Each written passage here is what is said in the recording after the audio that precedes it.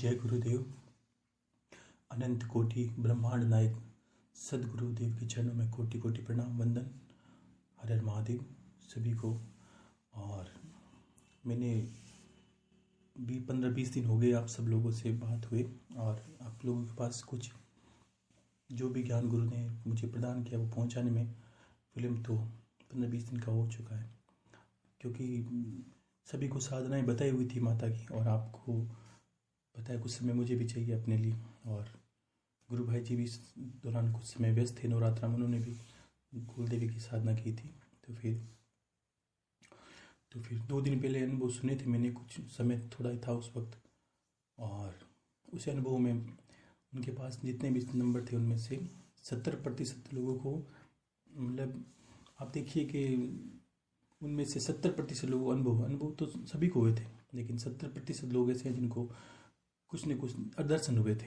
अब 70 में से 40% ऐसे लोग सुने। अब मेरा आंकड़ा समझ लेना अपन भावनाओं से, कि जिनको छोटी बच्ची के रूप में माता ने दर्शन दिए थे, किसी को साक्षात स्वरूप में दर्शन दिए थे, और किसी को 20% लोग ऐसे जिनको, देखो कुल देवी का स्वरूप क्या होता है। काफ़ी ऐसे सवाल आए थे जवाब कि गुरुदेव में छोटी, मतलब किसी ने गाय के दर्शन दिए, तो कुल देवी का गौ माता का स्वरूप भी दर्शन दे सकती है। उसमें हम देखें 33 कोटि देवता गौ माता के शरीर में विराजमान है, उसमें कुल देवी का स्थान है चारों स्तन गाय माता की पालन पोषण करने की क्षमता रखने वाली, तो उनको भी दर्शन हुए। कुछ को संतों के दर्शन हुए, कुल देवी के साथ में भी संत। अब देखो कुल देवी के जो साथ में संत दर्शन होते हैं, कभी कभी मान लो किसी के गौ के साथ हुए, किसी को कुछ छोटी बच्ची के साथ में संत दिखाई दिए बड़े, वो हमारे गोत्र के संत हैं, जिस गोत्र से हमारी उत्पत्ति हुई। हम बोलते हैं ना कि भारद्वाज है, वशिष्ठ है, विश्वामित्र है, कश्यप है, तो वो हमारे गोत्र के ऋषि हैं। ये दर्शन होना और शुभता का प्रतीक होता है कि हमारे पूर्वज ऋषि हैं, तो उनका दर्शन हमें साथ होता है। क्योंकि सबसे पहले पूर्वजों ने, जो हम गोत्र लगाते हैं, उन्होंने कुल देवी की उपासना करके उनको सिद्ध करके हमारे कुल में समर्पित कर दिया था, ताकि हमारे कुल का पालन पोषण माता करती रहे, और हम उन्हीं की संतान हैं। माँ को माँ समझोगे तब माँ समझ आएगी।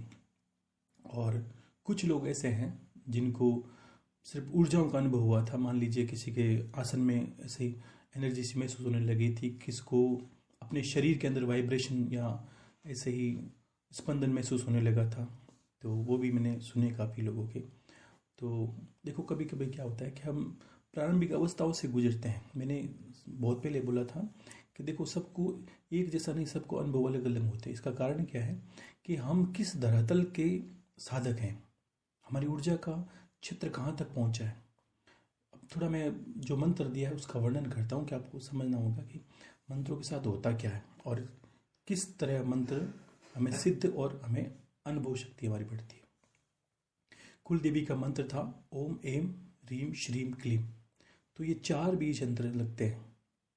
अब अष्टलक्ष्मी कुल देवी, ये तो हमारी होगी कुल देवी का स्वरूप, लक्ष्मी स्वरूपा। अब इसमें बीज मंत्रों का क्या अर्थ है। बीज का अर्थ क्या होता है कि एक सूक्ष्म, वो धीरे धीरे जप करते करते विस्तार होगा। एम क्या होता है, ज्ञान का प्रतीक, ताकि माँ हमें ज्ञान की, हमारी बुद्धि में ऐसा ज्ञान प्रदान करे जो दिव्य हो। हमें हर जीवन में हर जगह ज्ञान के बिना, तो आप सोचिए कि अज्ञानी और ज्ञानी में कितना फर्क है। तो फिर ज्ञान का विस्तार हमारे जीवन में हो, इसलिए एम बीज मंत्र स्फुटित होते होते हमारे अंदर दिव्य ज्ञान की प्राप्ति होती है, हमें सोचने समझने की शक्ति मिलती है। जितने भी ज्ञान के विषय हैं वो सारे हमें एम बीज मंत्र से मिलने लगते हैं। और रीम क्या आता है, रीम हमारी शक्ति स्वरूप है। जीवन में हर जगह हर स्थिति में हमें परिस्थिति में लड़ने के लिए शक्ति चाहिए, चाहे वो आंतरिक हो, चाहे वो मानसिक हो, चाहे वो दूसरे लोगों से लड़ना पड़े। एक शारीरिक शक्ति की हमें जरूरत पड़ती है जीवन में। तो फिर क्या, वो शक्ति भी हमें रीम बीज मंत्र से प्राप्त हो जाती है। तो ये रोज का विषय हो गया। अब श्रीम क्या है कि बिना पैसों के भी जीवन संभव नहीं है, क्योंकि हम गृहस्थी हैं, परिवार है। कहीं भी संत हो तो पैसे तो उनको भी, क्योंकि पूजन पाठ करने के लिए भी तो आप पता है हर चीज़ के लिए भी पैसे तो लगते ही हैं। आप पूजा कर रहे हो, आपको पता है कि अनुष्ठान में भी पैसे लग जाते हैं हर तरह की चीज़ के अंदर। तो श्रीम बीज मंत्र से हमें उस चीज़ों की प्राप्ति होती है, परिवार में सुख शांति बनी रहती है, रुपयों पैसों की बरकत होती है। ये श्रीम बीज मंत्र। और क्लीम क्या है, क्लीम हमारे तमस सत्वों का नाश करती है। आकर्षण क्षमता बढ़ाती है। क्लीम बीज मंत्र कृष्ण भगवान और काली माता और कामदेव को समर्पित है। तीनों को माने तो क्या कृष्ण भगवान की कला क्या है? मनमोहनी कला है। अगर क्लीम बीज मंत्र स्फुटित हो जाए तो हमारे अंदर एक ऐसी आकर्षण या मनमोहनी की कला आएगी कि हमसे लोग आकर्षित होने लगेंगे। और काली माता का भी बीज मंत्र क्लीम है। क्यों? कि शत्रुओं का दमन करने वाला भी क्लीम ही है। और कामदेव का, काम का स्वरूप ऐसा मत सोचिए कि भोग विलासिता, नहीं। काम का स्वरूप क्या है? प्रकृति में अगर मुझे किसी फूलों से प्रेम है, वो प्रेम का आह्लाद का स्वरूप है कामदेव। कि हम प्रकृति से प्रेम करें, हमें प्रेम की सच्ची भाषा का पता चले। लोग भोग विलासिता से परिवार को देखते हैं, रिश्तों को जोड़ते हैं। देखो, मैं तो कहना नहीं चाहता, लेकिन आप समझिए कि किस तरह समाज हो गया कि प्रेम का विषय तो सब, जिसको प्रेम बोला गया है उसको हम जानते भी नहीं है। हमने कभी दूर दूर तक, जहाँ मैं सोचता हूँ, देखता हूँ, अनुभव ही नहीं किया है। शहरों का माहौल तो बहुत ज़्यादा खराब हो गया है। कभी कभी इधर उधर जाते वक्त पता चल जाता है कि शहरों के लोग किस तरह होते हैं और क्या प्रेम की परिभाषा उन्होंने बना ली है। क्या स्त्री का चाल चलन हो गया, क्या लड़कों का चाल चलन हो गया। एक पुरुषार्थ या पुरुषत्व जो था, वो सभ्यता पता नहीं कहाँ चली गई है। इसी प्रश्नों में एक प्रश्न, मतलब कुलदेव के अनुभव में एक प्रश्न आया था।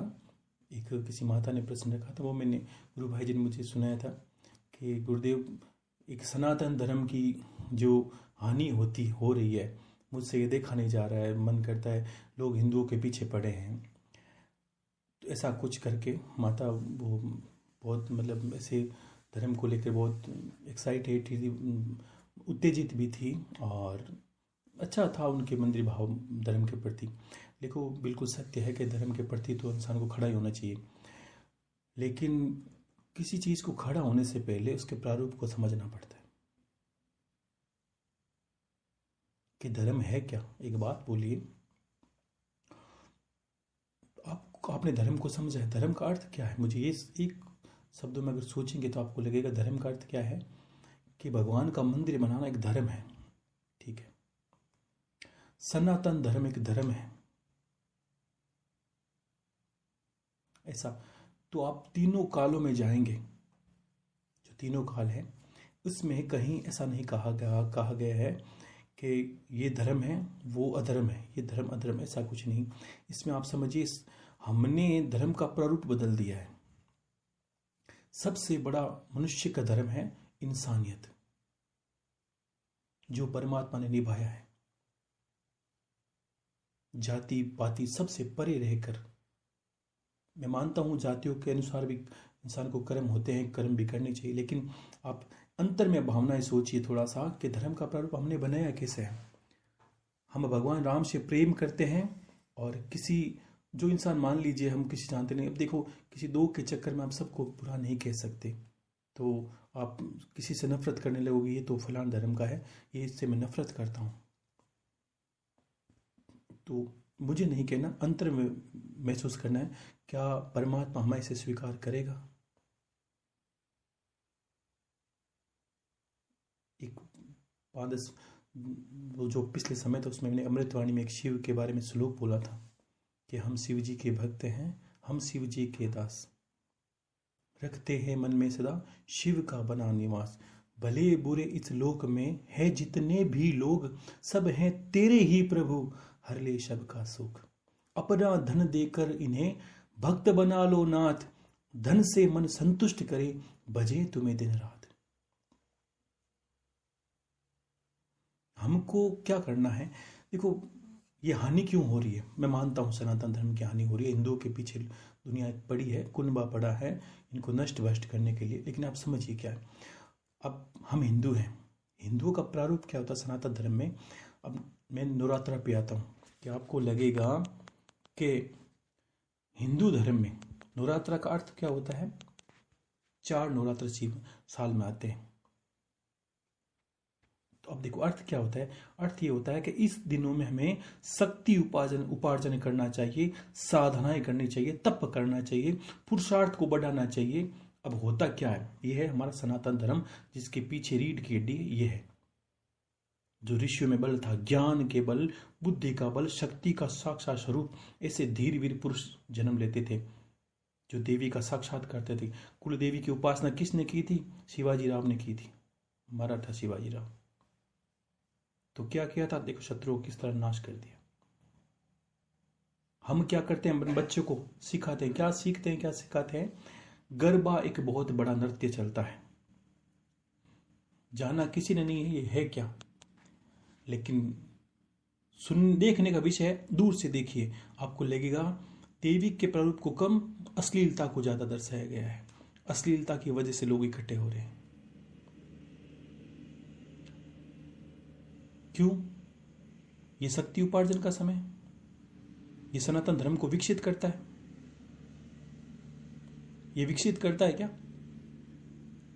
भगवान श्री राम का नाम लेते हैं, घर पे बैठे हैं, मंदिर, बिल्कुल सही बात है कि मंदिर के लिए संघर्ष करने के लिए जाते कितने लोग हैं? नहीं जाते। मैंने देखा है, वही आप ही के लोगों के बीच में रहता हूँ मैं, कोई ऐसा थोड़ी नहीं कि कोई धरती से अलग रहता हूँ।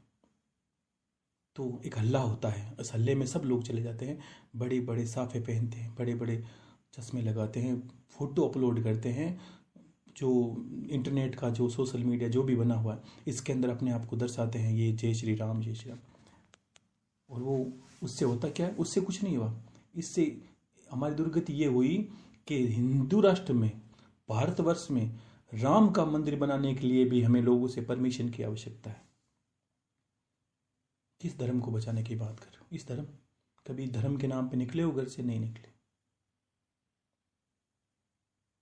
लोगों को बड़ा एक विचार होता है कि बहस करने का एक मुद्दा मिल जाए ना, किसी को गलत और अच्छा ठहराने का, तो वो लोग बड़ा बढ़ चढ़ के करने लगते हैं इसको।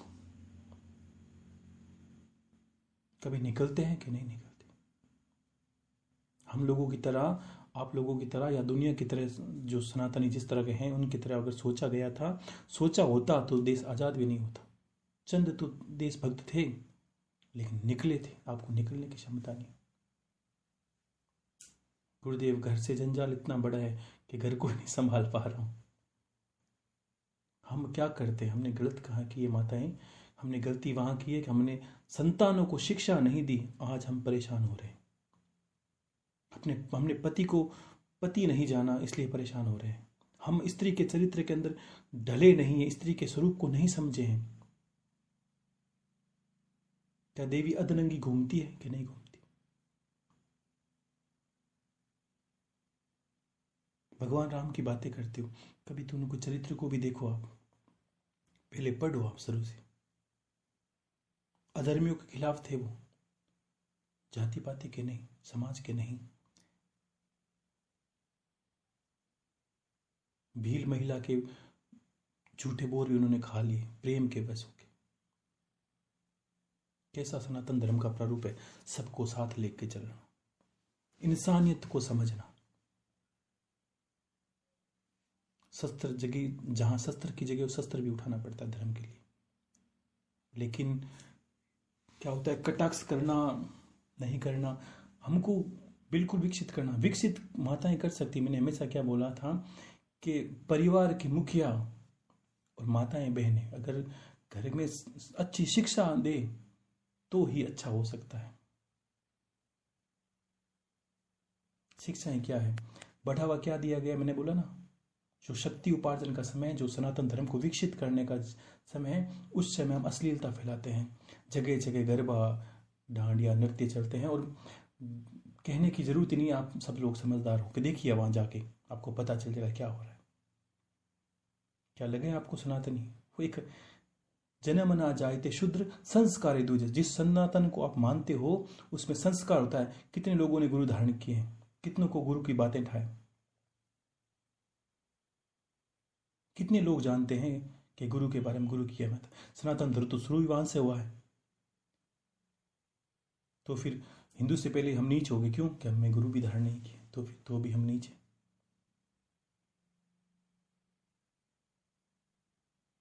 कहां से शुरू करें? धीरे धीरे हमने क्या किया, दूसरों ने नहीं।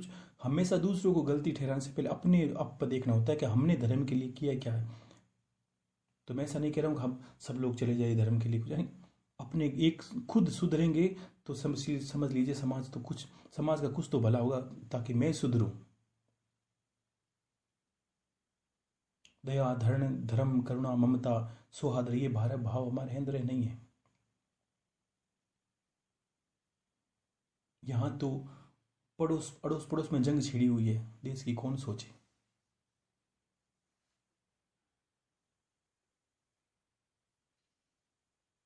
उसी सनातन धर्म का अंग है क्या कि हिंदू, सनातन मतलब हिंदू ये समझते हैं हम। उसमें आप मानोगे कि परिवार के पीछे पड़ा है, घर वालों के पीछे पड़े। देश के लिए तो एकता चाहिए, पहले तो हमारे अंदर एकता होगी तब जाके देश के लिए लड़ा जाएगा। देश को इतने हिस्सों में बांटा गया है कि सोचने में बह लगता है। पहले सब कुछ राजनीतिक पार्टियों ने, ये मेरा विषय नहीं है लेकिन मैं थोड़ा बोल रहा हूँ तो थोड़ा हो सकता है जितना मैं जानता हूँ मैं कहूँगा। पहले उन्होंने क्या किया, ये देखा, व्यक्ति विशेष को नहीं देखा, पार्टियों के आधार पर देश को बांट दिया। वो अपने स्वार्थ के लिए दो हिस्सों में, राजनीति के लिए कुछ लोगों अपने हिस्से में ले लिया, कुछ लोगों को दूसरे नेताओं ने अपने कब्जे में ले लिया और उनको लड़वाना शुरू कर दिया। ये भी देश का खंडन है। और नीचे तबके वाले नेता आए, उन्होंने जातियों पे बांटना शुरू कर दिया। और नीचे तबके वाले लोग आए, उन्होंने धर्म के नाम पे लड़वाना शुरू कर दिया।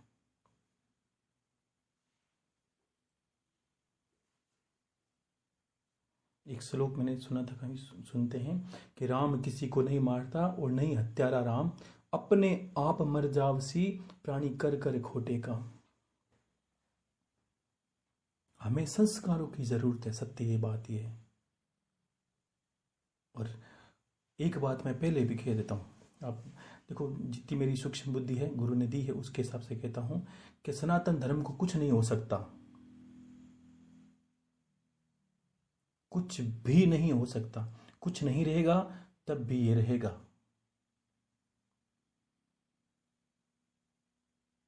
कुछ नहीं रहेगा उस वक्त भी ये रहेगा। इसके पीछे बहुत बड़े ऋषि मुनि हैं, बहुत बड़े तपस्वी हैं। अभी पता नहीं चलेगा। अभी तो जो हम लड़ रहे हैं, सत्य में बताऊं तो हम ही सनातनी नहीं है। हमने सनातन धर्म के कौन से बड़े पालन किए कि नहीं किए। ठीक है, हम एक अपने अभिमान के लिए, ईगो के लिए, स्वाभिमान के लिए लड़ रहे हैं। अच्छी बात है, लड़ना चाहिए, लेकिन अंदर से हम सनातन है नहीं। सनातनी होने के लिए गुरु धारण करना पड़ता है, ज्ञान को समझना पड़ता है। कुछ लोग करते हैं, मैं मानता हूँ सनातनी संत हैं, बड़े भी देश के लिए कुछ कर रहे हैं, बिल्कुल सत्य है, लेकिन उनसे नहीं चलेगा। अगर 100 में से 5 सही हो जाएं तो समझिए 100 के 100 गलत ही माने जाएंगे। 100 में से 99 सही हो जाएं तो कुछ नहीं हो सकता। अपने घरों में संस्कार दीजिए। हर एक का मतलब बोलते मुट्ठी मुट्ठी से घड़ा भर जाता है, बूंद बूंद से घड़ा भर जाता है। तो आप अच्छे होते हैं, अपने परिवार को संस्कार देते हैं तो भी देश का भला होता है, क्योंकि आप ही उसी सनातन धर्म के अंग हो। जहां जाएं मिले, ज्ञान का प्रचार करें, ज्ञान को बढ़ाएं, ज्ञान को बढ़ावा दीजिए। ज्ञान को बढ़ावा देना है, परिवार में संस्कार डालें ताकि अपने घर के बच्चे तो कम से कम महत्व जाने सनातन धर्म का अनुसरण करें। सुबह कितने लोग सनातन धर्म में, ये पहली बात बोली गई है, सनातन इंसान कभी भी सुबह प्रातःकाल 6 बजे के बाद नहीं सोता। गुरुदेव हम तो 12 बजे उठते हैं, बहुत बढ़िया। कौन से सनातन धर्म से हैं हम कि नहीं? सनातनी इंसान सुबह धरती माता को प्रणाम किए बिना धरती पर पैर नहीं रखता।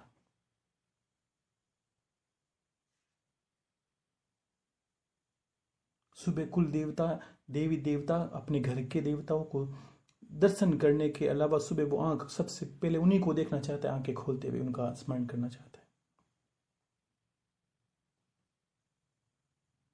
उनके गुरु होते हैं, उनके ज्ञान होते हैं, उनके अंदर कलाएं होती है। हम में क्या है? कुछ भी तो नहीं। हम तो सिर्फ एक लोगों के बहकावे में लड़ते रहते हैं। सबको जरूरत है खड़ा होने की, एकजुट होकर खड़ा होने की।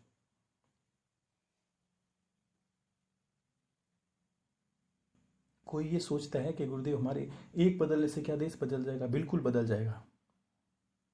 तुम एक तो बदलो, तुम एक बदलोगे तो कोई दूसरा भी ये सोचेगा मैं एक बदलूंगा। एक एक करते ही देश बदलेगा, और खराब भी एक एक करते ही होता है। कुछ ही सालों में देश की युवाओं ने, बच्चियों ने, लड़कों ने देश की ऐसी दुर्गति कर दी, आपको नहीं समझ। नशे के हिसाब से उसको किस तरह सभ्यता में ढालने के हिसाब से आपको ये समझ में नहीं आएगा। 90% लोग नया साल मनाते हैं पाश्चात्य संस्कृति को देखकर। गुरुदेव 2021 लगे हैं, 2022, और पार्टियां करते हैं, क्लबों में जाते हैं, जो भी जितनी अश्लीलता फैलानी उतनी सारी फैलाते हैं। वो सब हिंदू हैं, आपको मिलेंगे, जाइए आप पता कर लीजिए।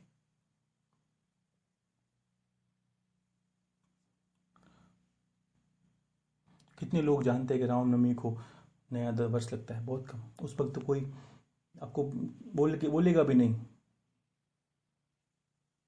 कि नए वर्ष की शुभकामनाएं, कोई नहीं बोले, कौन जानता है।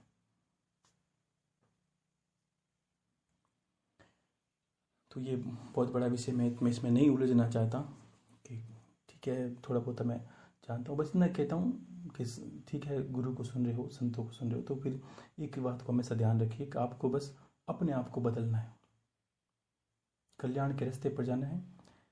समय और भी बुरा आने वाला, ये ध्यान रखिए। जब 11 बजते हैं तो 10 नहीं बजेंगे, अब 12 ही बजेंगे, ध्यान रखना। क्योंकि जैसे जैसे कलयुग अपनी अवस्था में जाएगा, कुछ नहीं बचेगा, कुछ भी नहीं बचने वाला।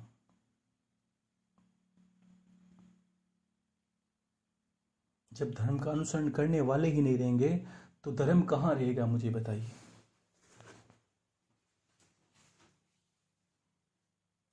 इसलिए धर्म का अनुसरण करिए, जीवन को प्रखरतम बनाइए। इसलिए कुल देवी की उपासना बताई थी किस तरह करनी। माता तो आपकी घर की देवी है, तो इसको आपको ये ध्यान रखना है कि कुल देवी की उपासना जीवन पर्यंत करनी है आपको। जब तक जीवित रहते हो आपको ध्यान रखना, किसी से कुछ पूछने की जरूरत नहीं है। जीवन पर्यंत माता का नाम लेते रहिए। यही है जो आपके जीवन में चारों चीजें प्रदान कर सकती है, आपके परिवार को एकजुट कर सकती है। अगर आपके में श्रद्धा होगी, आपने ऐसे छोटी मोटी देवी मत समझ लेना। आप माँ है आपकी, अगर माता को कैसे रखते हैं वैसे रखना होगा, तब जाके वो काम करती है।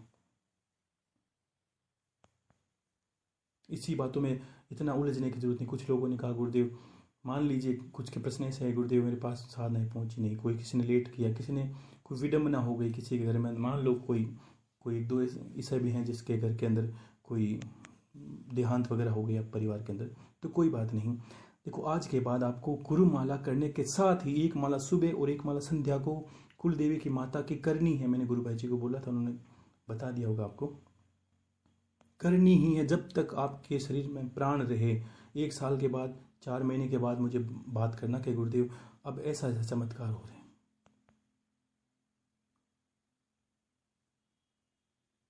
किसी चीज को ऐसा टोटका समझ के मत किया करो। माँ है आपकी, समझ में नहीं आता। किसी ने कहा इस तरह कर लीजिए, उस तरह कर लीजिए, या इस तरह कर देंगे, कम कर दिया है, बड़े पैमाने पर नहीं कर पाया हूँ, पाठ सही नहीं लगा। माँ हर स्थिति में बच्चे से प्रश्न होती है, इसमें कोई विधा नहीं। 1-2 प्रश्न ऐसे थे कि कलश लगाने से पहले गिर, तो मैंने इसमें बोला था कि वो अंधविश्वास है, मैंने पहले ही बोल दिया था। कभी कभी माताओं बहनों की आदत होती है, गुरुदेव ये दीपक क्यों बुझ गया, बत्ती सही नहीं की इसलिए बुझ गया, समझ लीजिए। गुरुदेव कलश क्यों गिर गया, कलश में नीचे पानी कम होता है, ऊपर नारियल का वजन होता है, तो गिर जाएगा। आज ही प्रमाण देख लेना आप। दोष रहित जो विधि है वो आपको बताई गई है, आपके लिए जरूरी है इसलिए बताई गई है। और जो नहीं देनी होगी मैं आपको कभी भी नहीं दूंगा, आप चाहे कितना गिड़गिड़ा लेना। आपके जीवन के काम गुरुवाणी सुनने और कुल देवी की उपासना से संपन्न होते हैं सारे के सारे। एक ही प्रश्न नहीं बचेगा। अभी तो हम मिले हैं, कुछ समय हुआ है, और मैंने बोला था कि मैंने 1% भी नहीं बोला है। आपको नहीं बोलना, गुरु के सामने कान खुले रखने चाहिए और मुंह बंद रखना आपको। साल भर 6 महीने में आपको लगे गुरुदेव मेरा प्रश्न नहीं है यार, तो समझ लेना कर या मैंने बताने में सक्षम नहीं हूँ या मैं आपको समझ नहीं पाया हूँ। गुरु उसका जरूर प्रश्न नहीं आएगा जो गुरु को परखने की कोशिश कर रहा है। समर्पण रखिए, स्वतः आ जाए, कुछ नहीं करना है। और जीवन में सनातन ये गुरु परंपरा क्या है, मैं क्यों बता रहा हूँ, ये सनातन धर्म की रीढ़ ही तो है। ज्ञान क्या है, सनातन धर्म का अर्थ ही ज्ञान ही निकलेगा कि वो इंसान, हम समझते हैं कि हम कितना सनातन इंसान धर्म, हिंदू का अर्थ क्या, हम जीव जंतु पशु पक्षियों यहाँ तक पेड़ पौधों यहाँ तक के पत्थरों में भी भगवान को देखते हैं, इसलिए हम सनातनी हैं। हम धरती को धरती का टुकड़ा नहीं, धरती माता कहते हैं। ये सनातन का अर्थ है। हर एक चीज को हम भाव से देखते हैं, पूजा की विधि को देखते हैं, पेड़ पौधों को देखते हैं, इसलिए हम सनातनी हैं। दूसरे धर्मों में भावनाएं नहीं है, लेकिन हमने ये भावना को विसरा दिया, भूल गए हमको भूलना नहीं, अब धीरे धीरे अग्रसर होना है।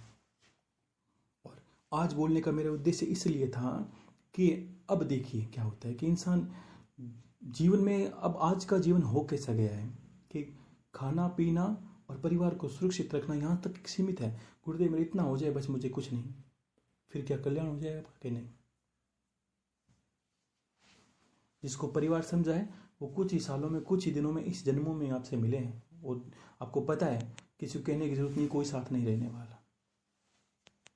कुछ माताएं बहनें बोल रही गुरुदेव परिवार से प्रेम नहीं मिलता, परिवार से, तो अच्छा मानो आप, क्यों समय रहते मोह भंग हो जाए ना, ये अच्छा ही है, इसको गलत ना समझिए।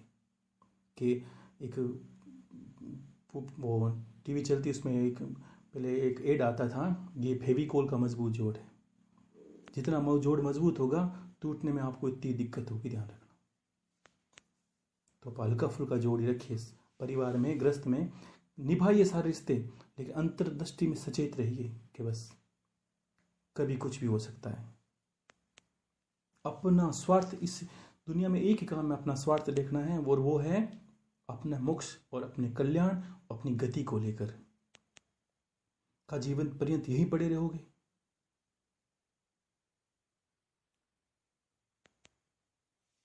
तो ऐसा नहीं करना है। और धीरे धीरे देखो, संत की बात क्या होता है कि दुनिया को कुछ दे के जाना है। अब गृहस्थी हो, परिवार में हो, कम से कम परिवार को तो कुछ दे के जाओ। रुपया पैसा नहीं, ज्ञान दे के हो। बच्चे बड़े हो तो उनको ज्ञान दीजिए, पैसे नहीं दीजिए। उनको इंसान बनाइए ताकि उससे भी लोगों का भला हो, वो भलाई के रास्ते पर चले। और मैंने बता रहा हूँ कि भाई आज ही के दिन, मैंने क्यों बोला था, 2 दिन पहले ही बोल देता कि आज के दिन अमृतवाणी में थोड़ा हो गया था फ्री। 2 दिन पहले मैंने कहा नहीं कुछ अच्छा आएगा तब बताएंगे। कल शरद पूर्णिमा है, देखो भूल गए वो चीज़ें बता दो कि शरद पूर्णिमा को माता बहनें मानती है, जानती है, वो भी लोग भूल चुके हैं। अब इसमें क्या भूले हैं गुरुदेव, इसमें ये भूले हैं कि शरद पूर्णिमा को माता लक्ष्मी का जन्मदिन होता है, जन्मोत्सव। 24 घंटे लक्ष्मी का रटन तो हमारे साथ चलता है, लेकिन हम जानते नहीं कि क्या है शरद पूर्णिमा। पूरे साल का सर्वोत्तम दिन, जिस दिन चंद्रमा अपनी पूर्ण कलाओं में होता है। चंद्रमा की कलाएं कितनी गुरुदेव? 16 कलाएं होती चंद्रमा की। इस दिन वो हर एक जो औषधि होती है उसको गुणित में कर देता है अपनी पूर्ण कलाओं से। और इस दौरान अश्विनी कुमारों का 33 कोटि में, मैंने बोला था 33 देवता ही हैं, उस 33 देवताओं में भी प्रमुख देवताओं में अश्विनी कुमार भी 2 देवता है, वो देवताओं के भी वेद है। अब उनकी कला भी साथ में जुड़ती है उस दिन, शरद पूर्णिमा के दिन। जो लोग बहुत बीमार रहते हैं, जो बीमार हैं और जिनको शरीर संबंधी परेशानी रहती है, तो उनको ये दिन को विशेष ध्यान रखना चाहिए। इस दिनों दौरान हम क्या करते हैं कि आपको करना क्या है, शरद पूर्णिमा को माता लक्ष्मी का जन्मदिन आपको मनाना है। दीपावली के दिन भगवान श्री राम आए थे उन्होंने दीपोत्सव किया था। पूजा लक्ष्मी की होती है उस दिन, लेकिन लक्ष्मी जी की उत्पत्ति शरद पूर्णिमा को हुई थी। और ये आपको जो सुन रहे हो, आज आपका गुरु कह रहा, आपको लक्ष्मी माता का जन्मदिन कभी नहीं भूलना है, अगर पैसे चाहिए तो। और ये आपको मनाना ही मनाना है। कैसे मनाए? ऐसे मनाइए आप, संध्या के समय घर की कोई छोटी बच्ची हो, बाहर से कोई जरूरत नहीं, घर की छोटी बच्ची हो, खीर खिलानी है, अच्छा पकवान खिलाए लक्ष्मी माता के नाम से, और घर में लक्ष्मी माता की पूजा करनी है। और शरद पूर्णिमा अब उसमें करना क्या है? जन्मदिन का समय क्या होता है? जन्मदिन का समय बनाना आपको रात 12 बजे, फिक्स 12 बजे। किस तरह कि चंद्रमा की रोशनी में, अब देखो पौराणिक समय में क्या होता था कि चंद्रमा की रोशनी में खीर बनाई जाती थी। संतों की जो परंपरा है, जो सनातन धर्म की परंपरा, संतों से आप मत जोड़ लीजिए। एक सामान्य इंसान को जो पता था वो कि पहले मकान खुले होते थे, अब तो एक ठीक है इस तरह होता है, पहले मकान भी इस तरह होता है कि 4 घर में कमरे हैं तो बीच का स्थान खुला होगा जो आसमान को दिखेगा, उस बीचों बीच स्थान में वो बैठते थे। और पौराणिक समय में चांदी के बर्तन में होते थे, नहीं होता तो चांदी के बर्तन वो खीर बनाते। और वो खीर कब बनती कि 7-8 बजे के बाद, जब चंद्रमा उदय हो जाता, चंद्रमा का आसमान में चंद्रमा दिखाई देता, उस वक्त वो खीर बनानी होती, और चंद्रमा की रोशनी में बनानी पड़ती वो खीर। और उसको बनाने के बाद आपको चंद्रमा की रोशनी में छोड़ देना छत पर, जहां रोशनी उसको गिरती रहे 12 बजे तक। अब चांदी के बर्तन तो मिलते हैं कम लोगों को, मान लीजिए, और मिल जाएं तो चंद्रमा की रोशनी नहीं मिलती, कुछ तो लोग फ्लैट में रहते हैं। अब नहीं जो रह रहे हैं ऐसी रोशनी के अंदर, जो कोई रोशनी में नहीं जा सकते इस जगह, या इसके पर घर की ऐसी सुविधा है कि रोशनी नहीं दिखाई दे, तो आपको घर के अंदर ही बना लेनी है। चांदी का बर्तन नहीं हो तो आप किसी मिट्टी के बर्तन में बनाएं, मिट्टी के बर्तन में बनाएं। मिट्टी का बर्तन नहीं हो तो लोहे के बर्तन में बनाएं, लोहे का बर्तन नहीं हो तो तांबे के बर्तन में बनाएं। लेकिन स्टील और सिल्वर, जो सिल्वर बोलते हैं जिसको, उसमें कभी मत बनाना, उसमें सारा सार जहर बन जाएगा। अष्ट धातु, जो 8 धातु हिंदू धर्म में बताएंगे, पीतल में बना लो, लोहे में बना लो, नहीं तो मिट्टी में बना लो, मिट्टी भी मान्य है। लेकिन उसमें बनाते वक्त आपको चांदी का सिक्का उसके तले के अंदर डालना है, वो साथ में घूमना चाहिए जब आप चावल पकाते हैं दूध के अंदर। गाय के दूध से बनानी है, सिक्का डाल दीजिए तो उतनी मान्य होगी कि जैसे चांदी के बर्तन में बना रहे हैं। औषधि के अनुकूल उसमें अंदर क्या डालिए, एक तो गंगा जल उसमें डालना चाहिए, पानी के, अगर पानी जरूरत नहीं पड़ेगी तो भी दूध के अंदर थोड़ा गंगा जल मिलाना है, सामान्य पानी काम नहीं लेना। और हो सके तो घर की गाय का दूध, नहीं तो गाय का दूध कोशिश करिए, नहीं मिले तो गाय के दूध को मान कर गंगा जल डाल के, शहरों में नहीं मिलता तो मंत्र में मान लीजिए कि गाय का दूध है, गंगा जल डालना, फिर वो खीर बनानी। बनाने के बाद उसके अंदर कुछ लोग क्या करते हैं कि देखो हम क्या करते हैं कि हमारे जो बड़ापन उसको दिखाने के लिए उसमें लोग क्या आजकल काजू बादाम सब कुछ नहीं डालना। एक खीर का अर्थ खीर बनानी है, तुलसी के 11 पत्ते उसके अंदर डालने बनने के बाद में, और वो लक्ष्मी माता को अर्पित करनी है खीर आपको संध्या के समय, अभी नहीं 12 बजे के बाद। रोशनी में बनानी है, नहीं बने तो घर के अंदर बनाओगे। घर में बनाने के बाद सिक्के सहित उसको, सिक्का तले में रहना चाहिए लक्ष्मी, जो एक चांदी का, नहीं सिक्का नहीं हो घर के अंदर, मान लो कुछ लोग गरीब हैं तो ऐसी स्थिति हो तो चांदी की कोई बिंटी या चांदी का कोई मुद्रा, अंगूठी, जो भी मिलती है आपके पास चांदी का कड़ा, उसको साफ करके उसके तले में डाल दीजिए, उसको रोशनी में रख दीजिए। चंद्रमा, जहाँ चंद्रमा की रोशनी नहीं किसी को मिलती है तो घर की छत, बालकनी, कहीं भी हो, खुले में रखनी चाहिए ताकि उसको बाहर का कुछ ना कुछ मिलता रहे। और 12 बजे फिक्स आपको लक्ष्मी माता को अर्पित करनी है, चंद्रमा को अर्पित करनी है, और अश्विनी कुमारों का नाम लेकर चंद्रमा को अर्पित करनी है, साथ में इन चारों का नाम लेकर। लक्ष्मी माता को तो आप वहीं अर्पित करोगे जहाँ पूजन स्थली है। और लक्ष्मी माता की लोग तस्वीर, मूर्ति, लक्ष्मी की तस्वीर सिर्फ चांदी की मान्य होती है, कोई देवता, लक्ष्मी की किसी धातु में तस्वीर नहीं होनी चाहिए, मूर्ति नहीं होनी चाहिए, चांदी की होनी चाहिए। नहीं हो तो एक सिक्के भी मिलते हैं चांदी के जहाँ लक्ष्मी माता की मूर्ति होती है, वो ऐसा आप ला के रख लीजिए, वो तो आपको रखना ही है निश्चित तौर पर। 2-3 चीज़ें मैं पूजन पद्धति में आपको आगे भी बताऊंगा, जो आपके किस तरह पूजन जो स्थली है उसको कैसे निखारेंगे, जो बताया उसके अलावा ये चीज़ें रखनी है जो जीवन पर्यंत काम है, उसको छेड़ना नहीं है। चांदी के सिक्के के स्वरूप में लक्ष्मी माता सदा आपके पूजन स्थली में होनी चाहिए, और प्रेम से लक्ष्मी माता का जन्मदिन मनाना है। आप उनके निमित्त गाय को कुछ देना चाहिए तो देव, अगर बच्चे को खाना खिलाना चाहो तो खिलाइए। ये ध्यान रखना, मैं माता लक्ष्मी के निमित्त आज भोजन करवा रही हूँ, उनका एक जन्मदिन है। ये बात आपको सुबह से याद रखनी कि आज माता लक्ष्मी का जन्मदिन है। दीपावली पर्व होता है, ये लक्ष्मी का माता वो भी इंतजार करेगी कि पूरे संसार में सबको पैसे चाहिए, और आप ऐसे तो मैं आप समझते हो स्त्रियों को जन्मदिन भूलने पर कितना बुरा लगता है, तो ऐसा कभी नहीं करना। माता को बड़े प्रेम से ही जाना है और उनको भोग लगाना है। भोग 12 बजे बाद लगाना है, और वो खीर आपको क्या करनी है, पूरे परिवार को एक साथ बैठना है और सबको थोड़ी थोड़ी खिलानी है। ज़्यादा बने तो ज़्यादा खिलाई खानी है। औषधि के अनुकूल वो काम करेगी, जो बीमार है वो विशेष खाएं। इस बात को कि अश्विनी कुमारों का और भगवान चंद्रदेव का इसमें पूर्ण आशीर्वाद है। अब लोग क्या करते हैं, कुछ लोग बनाते हैं, वो क्या करते हैं रात भर रख देते हैं। वो रात भर का महत्व नहीं है, रोशनी में बनाई जाती है, नहीं तो 12 बजे के बाद उनको आपको अर्घ ही करना पड़ता है। और जो खुले में रहने वाले हैं उनसे मैं विशेष कहना चाहूँगा, आज जब शरद पूर्णिमा की रात्रि हो तब तक कोशिश करते हुए आपको बाहर ही सोना है। सर्दी लगे तो चादर ओढ़ लीजिए, लेकिन बाहर ही सोना है, क्योंकि चंद्रमा आज अपनी पूर्ण कलाओं से पूरे शरीर को भी आपको रोग से मुक्त करने के लिए तत्पर रहेंगे भगवान चंद्रदेव। तो ऐसी ऐसी कलाएं होती हैं, इनको हम भूलते जा रहे हैं। इतनी परंपराएं हैं, इतने ज्ञान है हमारे अंदर, सनातन धर्म के अंदर। सबको छोड़ दिया, ये छोड़ दिया, ये छोड़ दिया, ये छोड़ दिया।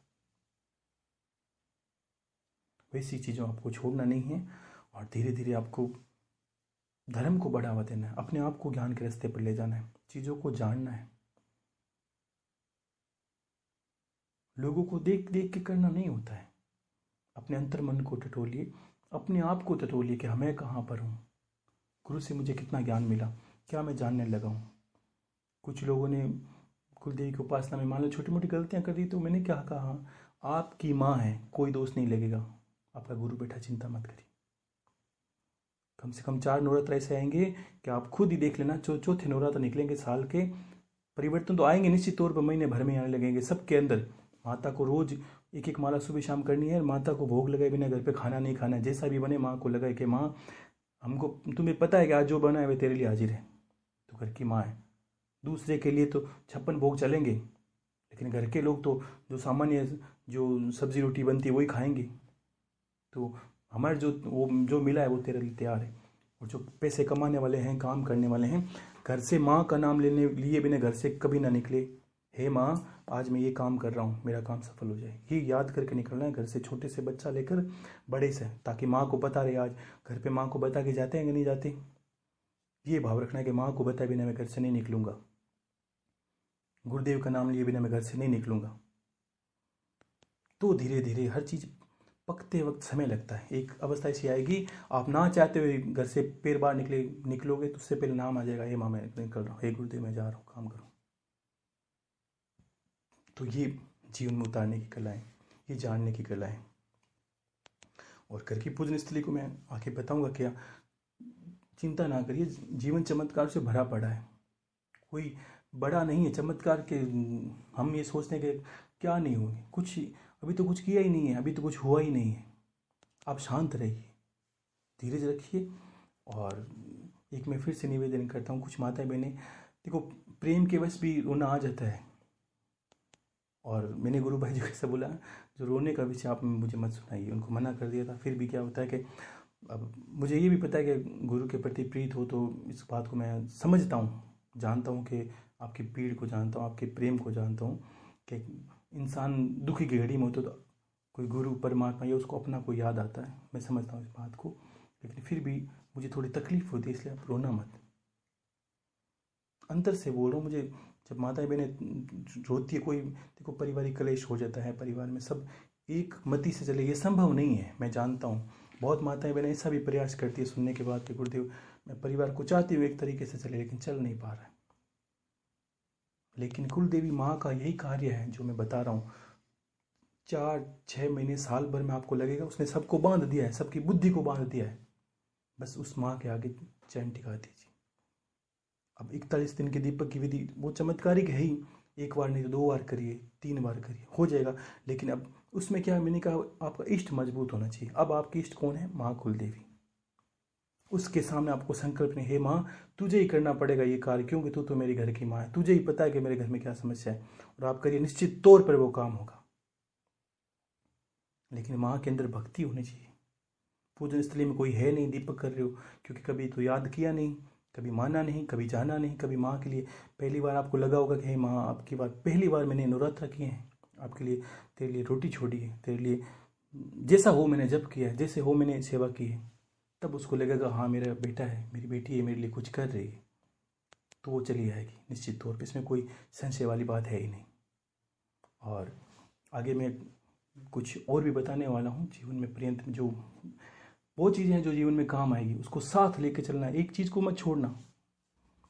जो विधि बता दी, जो जान गए हो, चाहे हवन की विधि हो, मार्जन की, बस मस्तिष्क में उतारने गुरुदेव, ये अब नहीं छूटेगी मुझसे जीवन पर्यंत।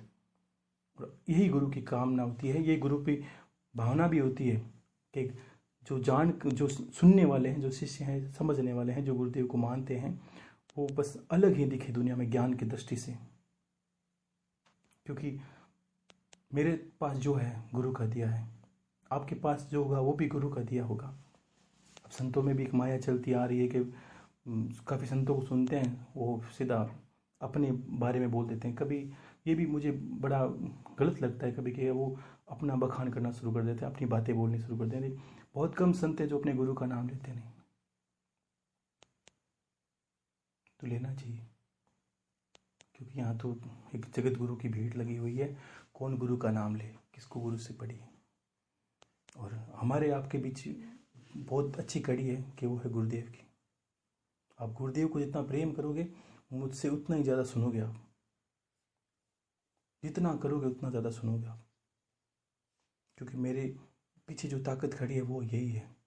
आपके, मैं यहाँ बैठा हूँ, आप कहाँ बैठे हो, हमारे आपके बीच में चमत्कार करेगी गुरु नाम से, वो भी यही है। मेरे अंदर जो वाणी बोलती है, मेरी शक्ति क्षमता थोड़ी ना है कि मैं आपको कुछ कहूँ, मैं दुनिया को समझाऊँ। मैं तो खुद ही घबराता हूँ कि इतने लोगों को मिल जाए, तो गलती से डरता हूँ कि नहीं इतने लोगों को पता नहीं कैसे समझा पाऊँगा गुरुदेव, मैं दूर से ही अच्छा हूँ, मुझे बस अलग से रहने दीजिए आप। मैं बार बार भी ये दुआ करता हूँ, गुरुदेव मुझे बस आप वहीं से कर दीजिए, किसी का कुछ करना है तो। मैं ये रोज़ आप लोगों के लिए ज़रूर बोलता हूँ कि गुरुदेव मैं परेशान हो जाऊँ इतने लोगों को समझाते हुए। मैं बोलता हूँ आप वाणी में प्रवेश कीजिए और वहाँ तो उनको जो प्रेम से देना दीजिए और वहीं पे कर दीजिए, सबकी भावनाएं का पूरी कर दीजिए, और निश्चित तौर पे होगा। इसमें कोई संशय, आपको भी पता है, जो सुन रहे हैं उनको पता है, गुरुदेव आपने बोल दिया निश्चित तौर पे होगा, बिल्कुल होगा, इसमें कोई दो राय नहीं। अभी तक आज में आप तक आपने देवियों के बारे में सुना है, इस बार देखा है, अनुभव किए होंगे जीवन में, तो धीरे धीरे उड़ने लगोगे अपना आप ही देवी के प्रताप से। आपको लगेगा गुरुदेव अब मैं नहीं रहा, अब कुछ और ही हो गया हूँ। ज्ञान की दृष्टि से हो जाओगे, सोचने की दृष्टि से हो जाओगे, और लोगों के अंदर आपका वर्चस्व किस तरह बढ़ेगा, फिर बात करना कि बिल्कुल ठीक वैसे लगेगा जैसे अनपढ़ और पढ़े लिखे इंसान में फ़र्क होता है, वो फ़र्क आपके अंदर आएगा, निश्चित तौर पर आएगा, इसमें कोई दो राय नहीं है। तो फिर आगे भी कुछ रहस्यमय, कुछ ज्ञान की बातें मैं बताऊँगा, सुनते रहिए। कुछ चीज़ों को अपनाने के बारे में बोलूँगा और कुछ को नहीं अपनाने के बारे में बोलूँगा, बताऊँगा सबको, किसी तरह बता दूँगा, चाहे गलत से गलत विषय, वो भी आपको पता होना जरूरी है। शराब एक बुरी चीज़ है, इसका जो साइड इफेक्ट्स है, दुष्प्रभाव पता होना, पीनी नहीं, क्यों नहीं पीनी, वो कारण बताऊंगा। इसलिए अर्थ क्या है कि शराब का तो एक उदाहरण दे रहा हूँ मैं, जो ज्ञान है जीवन उतारने लायक है, कौन सा नहीं उतारने लायक है, क्या करने लायक है, क्या नहीं करने लायक है, वो सब चीज़ें आपको धीरे धीरे जानने में आ जाएगी। और यहाँ तक कि आप, मेरा आशीर्वाद है कि साल भर में तो आप खुद एक पंडित बने घूमेंगे, कोई निश्चित तौर पर आपको कोई चिंता की जरूरत नहीं पड़ेगी। धीरे धीरे मैं तो गुरु भाई जी को बोलूँगा कुछ मंत्र बताएं। जय गुरुदेव, हर हर महादेव। सभी गुरु भक्तों को, गुरु भाइयों को जय गुरुदेव, हर हर महादेव। और जैसा कि कल रात को काफ़ी चीज़ें बताई गई और थोड़ा और कुछ बताने को था, तो थोड़ा समय कम मिला, इसलिए मैंने सोचा सुबह जल्दी बता दिया जाएगा समय मिलते ही। तो उसी आधार पर मैं कुछ चीज़ें बताना चाहूँगा कि एक लक्ष्मी माता का आज जन्म दिवस है, शरद पूर्णिमा का विशेष पावन अवसर भी है। बाकी विधि तो सब आपको बता दी गई है शरद पूर्णिमा की। तो जिस माता का जन्म है उनके बारे में भी हमें कुछ जानना होता है कि दुनिया को सबको पैसे चाहिए, सबको रुपये पैसों के ऐश्वर्य की, लक्ष्मी की ज़रूरत है, हर इंसान को है आज के जीवन में। लेकिन उससे पहले क्या, अब किन्हीं को मिलती है, किन्हीं को नहीं मिलती, किन्हीं को तो जीवन पर्यंत दुख सहन करने के बाद भी लक्ष्मी माता की प्राप्ति नहीं होती और किन्हीं को बहुत सहज सुलभ प्राप्त हो जाती है। इसका कारण क्या है? तो फिर आपको कारण समझने के लिए समझना होगा कि माता लक्ष्मी को समझना होगा पहले कि माता लक्ष्मी क्या है, उनका प्रारूप क्या है। तो हमारी भाषा में या हमारी समझ से लक्ष्मी माता का प्रारूप है कि भगवान विष्णु की अर्धांगिनी जो साक्षात जगदम्बा है वो माता लक्ष्मी है। तो उन्हीं का स्वरूप वो धन प्रदायिनी है, ऐश्वर्य प्रदायिनी है, हमारे भोग विलासिताओं को जो पूर्ण करने वाली, हमारे जीवन के सारे सुखों को जो पूर्ण करने वाली है वो माता लक्ष्मी है। और पूरे संसार में जिनका वर्चस्व सर्वश्रेष्ठ और सर्वोत्तम है वो माता लक्ष्मी है। तो उनका जन्म दिवस पावन है और बहुत कम लोग जानते हैं, ये भी गलती है। जानना चाहिए कि हम हर किसी का घर में छोटे से छोटे बच्चे का जन्मदिन मना लेते हैं, किसी का भी कुछ कर देते हैं, बड़े बड़े देवताओं का मनाते हैं, लेकिन बहुत कम लोग जानते हैं इस बात को कि माता लक्ष्मी का जन्मदिन शरद पूर्णिमा के दिन आता है, क्योंकि समुद्र मंथन से उनका प्रादुर्भाव इसी दिन हुआ था। माता लक्ष्मी की उत्पत्ति समुद्र मंथन से हुई थी।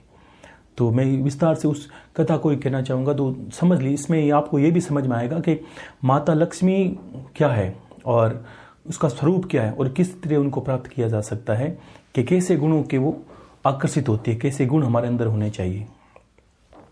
तो गुरुदेव को याद करके मैं बताना चाहता हूँ कि देखिए, जब समुद्र मंथन हुआ तो समुद्र मंथन में क्या हुआ कि जब अमृत की प्राप्ति करनी थी देवताओं को अमर होने के लिए, उस वक्त क्या किया गया था कि असुरों के राजा थे बलि और देवों के राजा इंद्र, इन दोनों ने बैठकर, जो इंद्रदेव हैं, इन्होंने राजा बलि को भगवान विष्णु और शंकर भगवान के कहने से प्रेरित किया कि हम समुद्र मंथन करें और इससे अमृत निकालें और हम पिए ताकि हम अमर हों। और तब उनके यही विचार आया था कि हम निकालेंगे, दो पक्ष तो चाहिए कुछ करने के लिए, और सहमति हुई दोनों की और भगवान का आशीर्वाद साथ रहा। तो उन्होंने मंदराचल पर्वत से समुद्र मंथन किया और भगवान शिव के गले में था वासुकी नाग। नागों के बारे में मैं आगे जब भी बताऊंगा किस तरह नाग हैं और किन नागों को हम नहीं जानते और क्या गलतियां कर चुके हैं हम जीवन में। तो भगवान वासुकी भगवान शिव के गले में अर्पित हैं। उनके द्वारा जो मंदराचल पर्वत को मंथने के लिए जिस डोर की जरूरत थी, जो रस्सी बन के चले थे, वो है भगवान वासुकी नाग। उनके द्वारा रस्सी बनाई गई और समुद्र मंथन हुआ। एक तरफ देवता थे, एक तरफ असुर थे, और ऐसे करके उन्होंने मंथन किया। मंथन करने से 14 रत्न हमारे जीवन में भगवान या उस मंथन से हमें प्राप्त हुए। अब इस मंथन को 2 तरीके से लेना है। मैं आपको अब ज्ञान की दृष्टि से समझाऊंगा और कथाओं की दृष्टि से समझाऊंगा, इसलिए आज बड़े प्रेम से सुनना इस बात को। तो मंथन किया गया और मंथन में 14 रत्न निकले। अब वो 14 रत्नों में पहले निकला कालकूट विष। अभी कालकूट विष क्या है? कालकूट विष होता है जब हम देखो, और विष शिव ने पिया। शिव क्या है? शिव एक ऐसी सत्ता है जो परम अवस्था में है, जिसे किसी चीज की आवश्यकता नहीं है। मान अपमान सम्मान रुपया पैसा, उनके स्वरूप को देखिए कुछ आवश्यकता नहीं है। तो वो भी उनके सामने विष और अमृत एक ही दशा में रहते हैं। तो वो शिव को अर्पित किया गया। दूसरा निकला था, उसके अंदर कामधेनु गाय जो उत्पन्न हुई थी। और कामधेनु गाय क्या करते? अब देखिए, अब पहले विष निकला। विष का अर्थ ये भी होता है जब हम मन को मतते हैं, साधनाओं में जाते हैं, तो सबसे पहले मन के विकार बाहर आते हैं। उसी प्रकार जब समुद्र मंथन को मंथन किया गया तो सबसे पहले क्या आया? विष बाहर आया और विष को शिव ने पिया। दूसरे इसमें कामधेनु गाय निकली।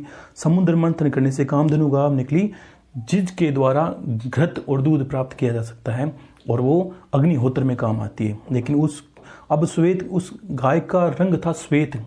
जब हमारे मन के विकार खत्म हो जाते हैं तो मन निर्मल हो जाता है, ये कामधेनु स्वरूप हो जाता है। गाय कितनी आप बोलते हैं सहज, सुलभ और शांत है गौ माता, श्वेत वर्ण की, शांति का प्रतीक। तो जब हम साधनाएं करते हैं तो मन के विकारों का नाश होता है, विष उसके स्वरूप में बाहर निकलते हैं।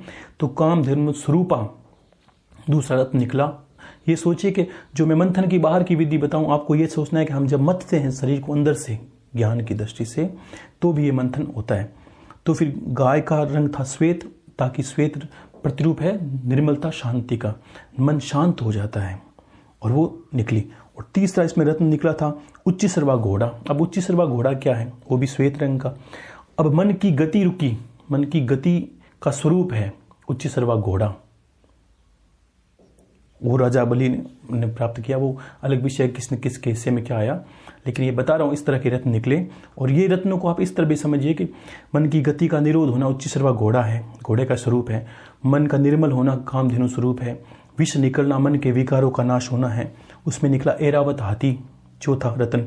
अब चौथे रत्न में ऐरावत हाथी, ऐरावत हाथी के साथ हाँ जो राजा इंद्र की सवारी है। अब ऐरावत हाथी, हाथी बुद्धि का प्रतीक होता है। गणपति भगवान की हमने देखा ना, बड़ी बुद्धि होती है, स्वरूप देखो गणपति भगवान का। तो बुद्धि जब हमारी चलती है तो बुद्धि के द्वारा, ऐरावत हाथी का क्या स्वरूप था कि उसके 4 दांत थे। राजा इंद्र के पास जो हाथी है, कभी देखा है ऐसा हाथी जिसके 4 दांत हो कि नहीं? समुद्र मंथन में जो चौथा रत्न निकला था ऐरावत हाथी, उसके 4 दांत थे। और उस 4 दांतों में क्या क्या स्वरूप था? लोभ, मोह, वासना और क्रोध। और इन तीनों को जीता जा सकता है बड़ी बुद्धि से। बुद्धि से इनका विकारों का नाश हम कर सकते हैं, इसलिए ऐरावत हाथी इसका प्रतिरूप है। और 5वां इसमें रत्न निकला था कौस्तुभ मणि, जिसको भगवान विष्णु ने अपनी नाभि में धारण किया था। अब कौस्तुभ मणि क्या है? कौस्तुभ मणि, हमारे मन के सारे विकार निकल जाएं तब भक्ति शेष सज जाती है। और भक्ति भगवान विष्णु का, भक्ति का स्थान कहाँ बताया शास्त्रों में? भगवान विष्णु की नाभि में, हृदय में। तो इसलिए जब चारों विकारों का नाश हो जाता है तो भक्ति स्वरूपा कौस्तुभ मणि होती है, जो हमारे शरीर में शेष बचती है। और उसके बाद इसमें 6ठा रत्न निकलता कल्प वृक्ष, जो कामनाओं को पूरा करता है। अब कल्प वृक्ष क्या है? जब हमारी इच्छाओं का नाश हो जाता है, सारी कामनाएं पूर्ण हो जाती है, उसको कल्प वृक्ष स्वरूप बोला है। जब हमारी सारी इच्छाएं पूर्ण हो जाती है, भक्ति मिलीन होने से हमारी कामनाएं खत्म हो जाती है, वही कल्प स्वरूप है। क्यों? कि हमें कुछ कामना ही नहीं है, हमें कल्प, हम तो खुद ही साक्षात कल्प वृक्ष स्वरूप हो चुके हैं। तो ये कल्प वृक्ष निकला था 6ठा रत्न। और रंभा अप्सरा निकली थी कब? 7वें रत्न में। अब 7वें रत्न में ऐसी स्त्री जो सुंदर आभूषण वस्त्र पहनी हुई थी और चाल और मन को लुभाने वाली थी, और देवताओं के पास रही थी वो, और मन में छिपी वासना का स्वरूप था, उसका भी नाश धीरे धीरे होने लगता है। रंभा मतलब सुंदरता का प्रतिरूप। इसको अलग अलग जगह ठहराया गया, कुछ असुरों ने रखा, कुछ देवताओं ने रखा। अब श्रेष्ठम श्रेष्ठ क्या है इसमें? आज माता का स्वरूप है। तो 8वां रत्न निकला था, अष्टलक्ष्मी बोलते हैं, 8वां रत्न निकला था माता लक्ष्मी। अब इसको थोड़ा विस्तार से जानिए। लक्ष्मी मतलब ऐश्वर्य, ऐसी स्थिति में प्राप्त कर लेना कि सभी चीजों को अपने दासत्व में, माता लक्ष्मी की तो सभी दास हैं, और आप ऐसी अवस्था में चले जाना कि आपके दास हों, सभी ऐश्वर्य, सभी सुख सुविधाएं आपके दास बन जाए। अब वो प्राप्त कैसे हो, इसको थोड़ा विस्तार से समझ लेना कि माता लक्ष्मी का प्रादुर्भाव जब समुद्र मंथन से हुआ तो कैसे हुआ कि हाथों में उनके गुलाब पुष्प की माला थी और वर्ण करने के लिए वो चली। अब एक तरफ तो असुर थे, एक तरफ देवता। अब नारद मुनि इसी, कितना अच्छा वर्ण वृतांत, उसको मन में आप धारण करिए, वृतांत को थोड़ा और समझ लिए, अंदर समझ लीजिए अंदर से, कि जब वो वर्ण करने के लिए चली आगे, तो एक एक, हम जब एक स्वयंवर की भांति जब था ऐसा, सब देवता उसको पाने के लिए लालच थे, सभी देवता, असुर देवता जो भी शामिल थे उस मंथन में, सब उनको प्राप्त करना चाहते थे, उसको अपनी अर्धांगिनी बनाना चाहते थे। तो क्या हुआ, एक तरफ थे राजा असुरों के राजा बलि, तब उनका वर्णन किया गया कि ये असुरों के राजा हैं, ये भूपति हैं, ये इनके सारी ऐश्वर्य इनके पास पड़े हैं, इनकी तलवार की डंके की चोट पे चलती है, कोई शत्रु सामने टिक नहीं सकता, ये इतने बलशाली हैं, इतने गुण हैं इनके अंदर। तो लक्ष्मी माता रुकी नहीं, आगे चली गई। नंबर आया देवराज इंद्र का। तो फिर कि ये कौन है, कि ये देवराज इंद्र हैं, देवों के राजा अधिपति है, सारे ऐश्वर्य इनके पास पड़े हैं, पांचों तत्व इनके अधीन हैं, वर्षा और जो उत्पत्ति होती है धन धान्य की, उसकी उत्पत्ति के ये मालिक हैं, ये साक्षात हैं। तो इनमें कोई विकार, कि इनमें विकार ये है कि इनको अहम है, इसको घमंड है। तो लक्ष्मी जी ने कहा आगे चलिए। ऐसे करते करते सभी इन जो देवता असुरों सबको देखा, सबके अंदर कुछ न कुछ विकार। राजा के, असुरों के राजा का बलि के अंदर क्या विकार था कि असुरता एक विकार ही है। किसी का वर्ण उन्होंने किया नहीं, सब देवता पीछे जा रहे थे, सब असुर पीछे जा रहे थे, सभी देवताओं को देख दिया। अब बचा क्या? अब यहां इस विषय को आपको जीवन में उतारना। देखिए, करते करते जब मंथन चल रहा था, उस पर्वत के नीचे कश्यप था। भगवान विष्णु के 24 अवतार थे, उसमें कश्यप अवतार थे, जिसमें क्या कछुआ स्वरूप है। तो पूछा ये कछुआ ये कौन है? तो सभी ने एकजुट होकर, ये तो भगवान नारायण है साक्षात। तो ये क्या है? ये तो पालक, जगत के पालक हैं। तो इनमें इनका गुण क्या है? तो कहा इसमें तो सब सद्गुण ही सद्गुण है, इनमें कोई विकार। तो कहा गया कि इनमें विकारों को देखने वालों के अंदर विकार हैं, इनमें विकार नहीं आ सकता। कि पूछा, माता ने पूछा कारण क्या है? कि कारण यह है कि इतने परम दयालु हैं कि चींटी को कर्ण और हाथी को मन दिए बिना ये भोजन नहीं करते अपने। कितना ही नीच धर्मी उसको समय बता उसको भोजन देते हैं। तब तक अपनी सारे जगत को अपना पिता, अपना बच्चा मानकर पालक की भांति काम करते हैं। और सारे संसार का कारभार इनके ऊपर है कि जीवन प्रारंभ करना ब्रह्मा का काम है, नाश करना शिव का काम है, बीच का काम जो है कितना बड़ा हो सोचिए। जन्म लेना एक छोटा क्रिया है, मरना एक छोटी क्रिया है, बीच की अवस्था को याद करिए, ये भगवान नारायण को समर्पित है। तो लक्ष्मी माता ने कहा मुझे और बताइए इनके बारे में। तो देवताओं ने सभी बताया, ये तो संसार में अत्याचार नहीं दे सकते।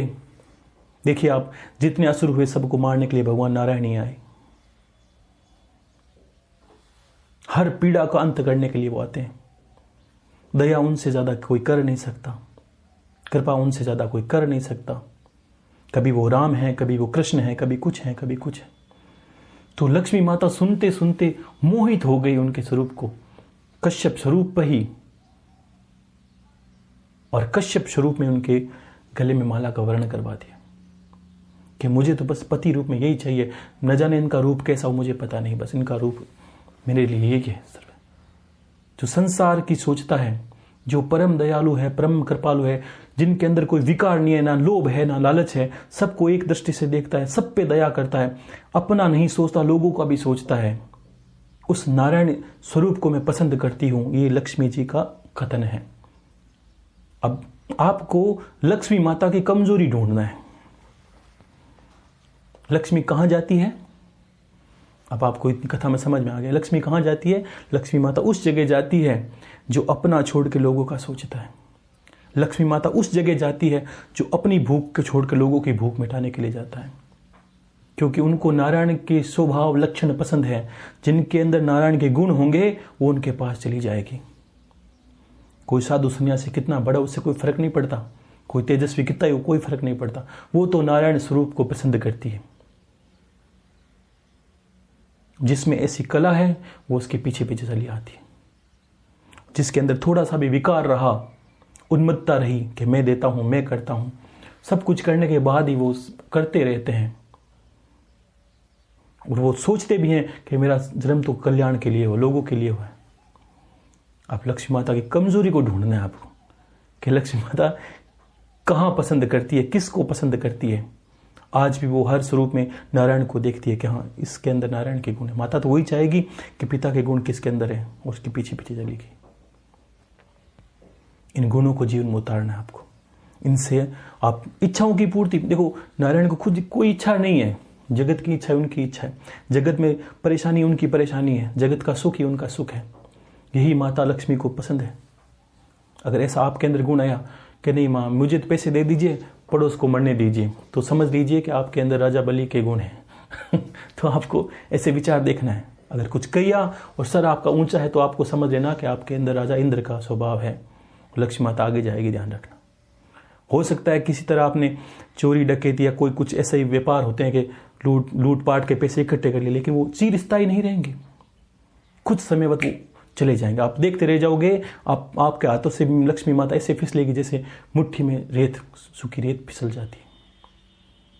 तो फिर आपको माता लक्ष्मी का उस स्वरूप को याद करना है कि माता लक्ष्मी का क्या है, स्वरूप है, क्या उनकी कमजोरी है। कमजोरी का अर्थ ये नहीं कि उनको क्या पसंद है और आप वो किन का वर्णन करती है, किन के साथ वो रहना चाहती है। चिरस्थायी का अर्थ है कि आपकी पीढ़ियों दर पीढ़ी हो जाएगी नहीं।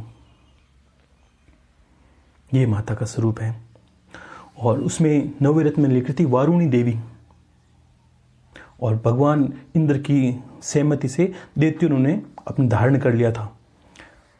वारुणी का अर्थ होता है मदिरा यानी नशा, उन्मत्तता। और दैत्य स्वरूप होते हैं जो, देख लीजिए आप, कुछ ऐसे भी हैं जो पैसों को कहाँ यूज़ कर रहे हैं, कहाँ कैसा लगाना है। धर्म में भी लोगों को बहुत ज़्यादा एक विषय रहता है कि हम कभी कभी ऐसा सोचते हैं ना कि हम किसी जगह देते हैं तो देने के अर्थ तब तो पहले पता कर लीजिए कि देना कहाँ है और वो अपना जगह सही जगह जा रहा है कि नहीं जा रहा, ये ध्यान रखना होता है। कभी कभी हम क्या किसी शराबी को पैसे दे देते हैं, पीता है, भिखारी मांग के आया था, पीता है, उसके बाद नशा करता है, कहीं छेड़छाड़ करेगा, लूट मार करेगा, वो दोस्त उस पे मरा जाता है जिसने दिया। क्योंकि हम सबको भगवान ने बुद्धि दी है, इरावताती की बात है, उसको आपको समझना है। ये मंथन बाहर भी है और अंदर भी है। ये सारे विकार और सारी खूबियां शरीर के अंदर है, ध्यान रखना। मथते हैं तब एक एक चीज चली आती है, बाहर आती है। और इसमें 10वां रत्न निकला था चंद्रमा। अब चंद्रमा मन का प्रतीक है, शांति का प्रतीक है। और चंद्रमा मस्तक पर धारण शंकर भगवान ने किया था। और ये चंद्रमा है क्या? विचार, लालसा, वासना और नशा आदि को मुक्त करवाता है। मन की शांति होती, मन में शांति, इन चीज़ों से जो ना हमारी वासनाओं या जो भोग विलासिता है उससे मन अशांत होता है।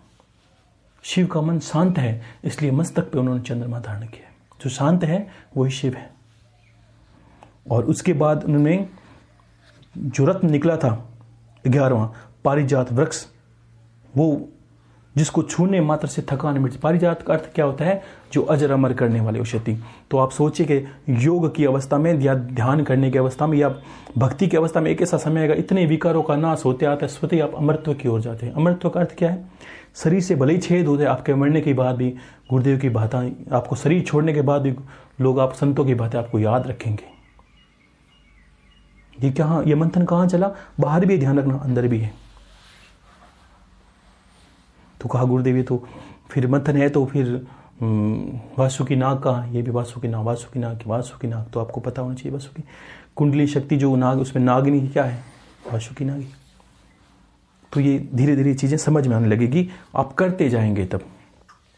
और उसमें और भी रत्न थे, जैसे 5 जनीय संघ है, और इनका भी भगवान किसी ने किस धारण किया था। और भगवान धन्वंतरी भी प्रकट इसी के अंदर हुए थे, अमृत कलश लेकर। तो इसी प्रकार ये सारी चीज़ें, ये सारे अमृत कलश लेकर प्रकट होने का अर्थ है कि साक्षात अमृतत्व की ओर जाना।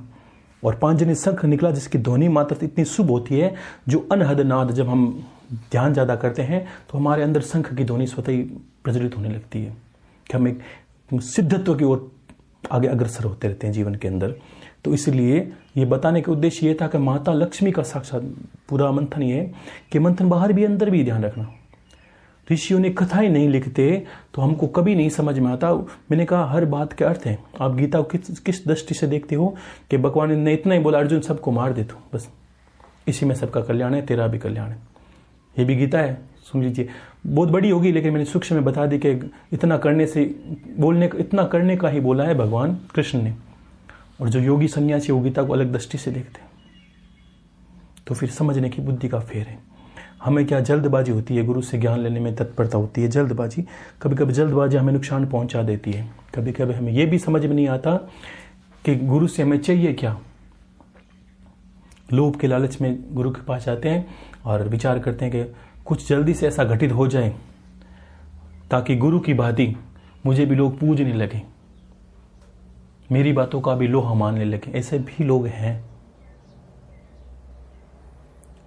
तो फिर देखो गुणों का अर्थ क्या होता है, शीतल, निर्मल, शांत। मैंने एक दिन बोला था कि धर्म का प्रारूप, आप चलते फिरते धर्म का प्रारूप। मेरा एक हमेशा उद्देश्य यही रहा है, बिना कुछ मांगे, बिना कुछ आपसे कुछ लिए और कोई लेना देना बगैर बोलने का सिर्फ इतना ही उद्देश्य है कि मैं हर जगह हर उस गुरु भक्त को गुरुदेव के स्वरूप में देखना चाहता हूं। अगर आप में क्षमता है तो वो बनिए, ताकि मुझे भी एक ये अभिमान तो होना चाहिए कम से कम। बाकी चीज़ों का अभिमान हो ना हो, ज्ञान का अभिमान हो ना हो, गुरु का अभिमान होना, ये अभिमान जरूर होना चाहिए कि हाँ गुरुदेव, मैंने बस आपके स्वरूप जैसे इंसानों को खड़ा कर दिया दुनिया के अंदर। अब मुझे चिंता नहीं है, क्योंकि अगर मैं एक को इतने लोगों को समझा सकता हूँ तो अब तो बहुत सारे हो गए। अब मुझे क्या चाहिए?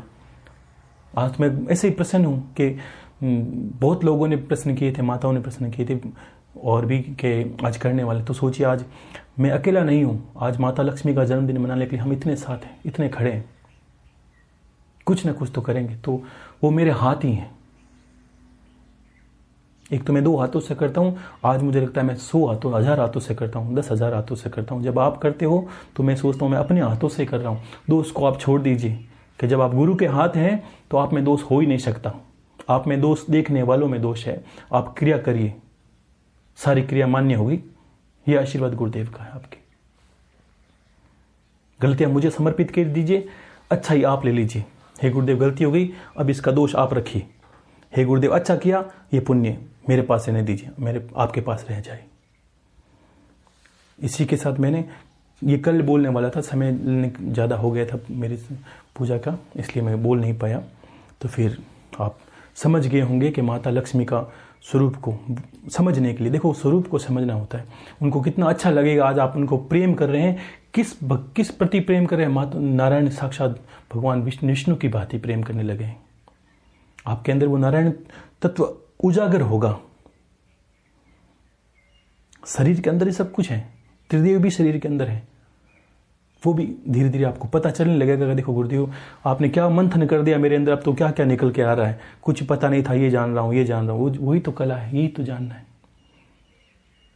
मैंने बहुत पहले बोला था कि दुखी या परेशान इंसान क्या होते हैं कि ज्ञानी है वो दुखी नहीं है, और जो दुखी है वो ज्ञानी नहीं है। ज्ञान आपकी धरोहर है। मुझे तो इतना ही कहना है कि गुरु बन जा रहा ज्ञान रा, लाया वस्तु अमोल, सौदागर अगर साचा मिले तो ले सिर साठे तोल। तो आपको बस सौदागर अच्छा बनना है कि गुरुदेव मैंने शीश दे के भी आपका ज्ञान लिया है, तो बस लेना है आपको। आप प्रश्नों में ठीक है करिए, कोई बात नहीं, लेकिन धीरे धीरे मैंने कहा आपको कुछ नहीं पूछना। आप जब 1 पूछोगे तो मैं 100 बताऊंगा, और आप नहीं पूछोगे तो मैं 1000 बताऊंगा। ध्यान रखना, आप 1 प्रश्न करोगे मैं उसको विस्तार से 100 भागों में बांट दूंगा। अगर नहीं करोगे तो मैं उसको बिना बोले 1000 भागों को बांट दूंगा। आपके हर प्रश्न का उत्तर धीरे धीरे आ जाएगा कि मुझे ये नहीं कहना पड़ेगा आपको क्या करना है। आप हर प्रश्न के बाद ये बोलोगे गुरुदेव अब मुझे समझ में आ गया कि मुझे क्या करना है, और मैं कहाँ खड़ा हूँ आज। तो हर हर महादेव, जय गुरुदेव, जय लक्ष्मी मैया, हर हर महादेव।